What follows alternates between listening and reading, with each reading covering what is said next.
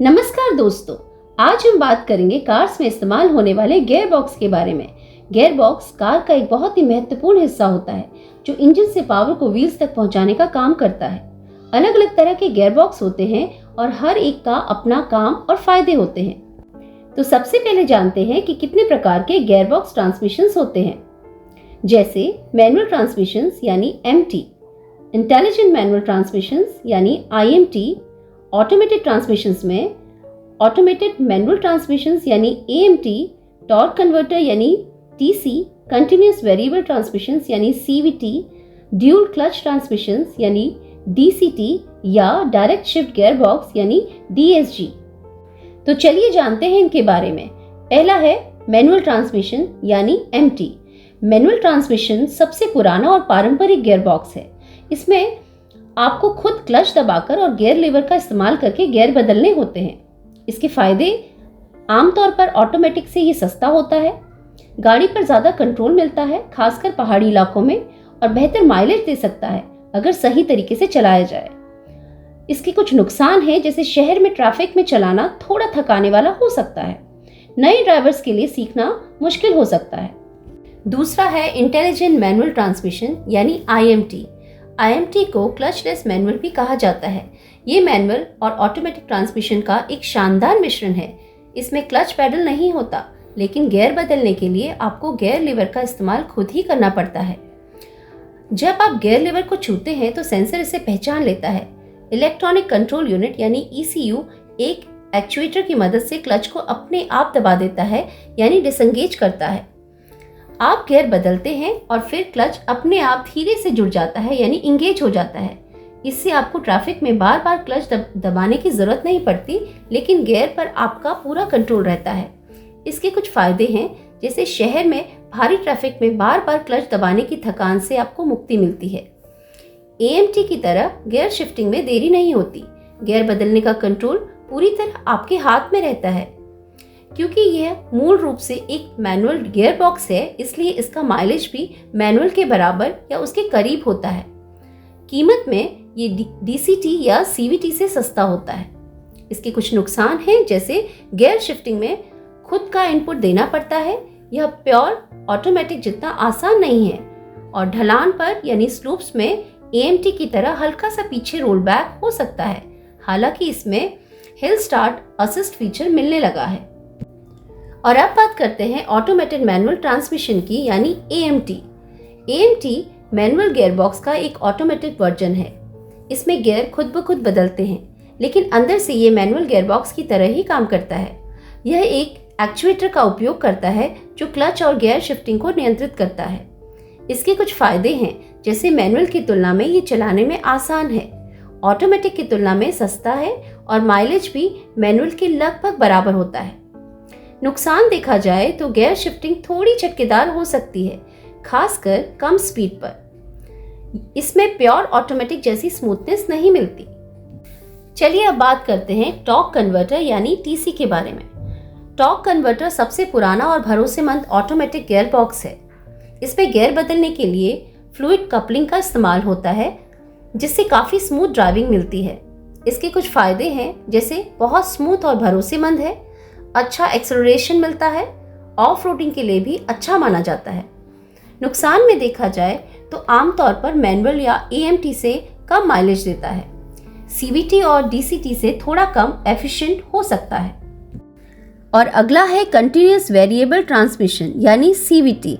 CVT एक अलग तरह का ऑटोमेटिक गियर बॉक्स है।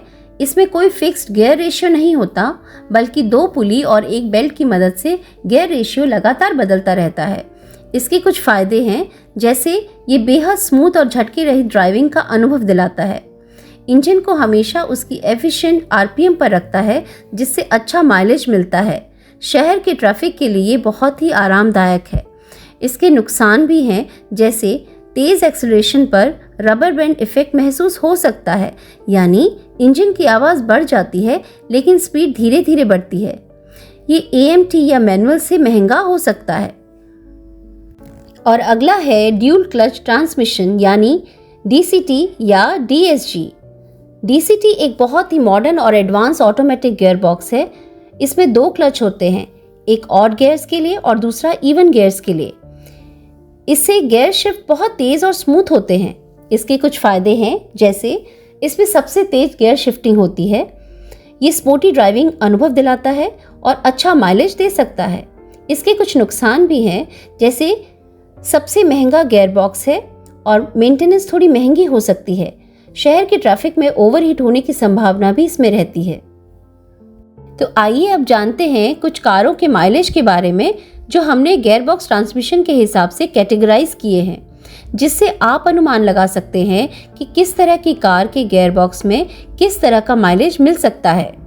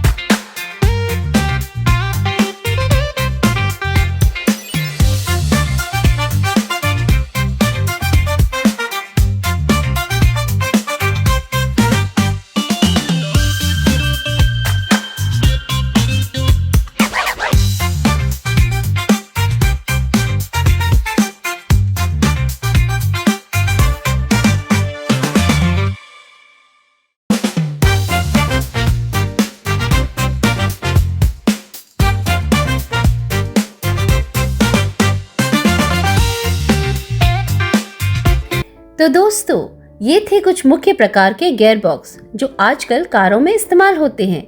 आपकी ड्राइविंग स्टाइल और ज़रूरत के हिसाब से आप इनमें से कोई भी चुन सकते हैं। अब आप मुझे बताएं कि आप किस तरह के गियर बॉक्स वाली कार पसंद करेंगे। कमेंट्स में ज़रूर बताएं। वीडियो पसंद आया तो लाइक करें, शेयर करें। ऐसे और वीडियोस के लिए चैनल को सब्सक्राइब करें। मिलते हैं अगले वीडियो में। जय हिंद।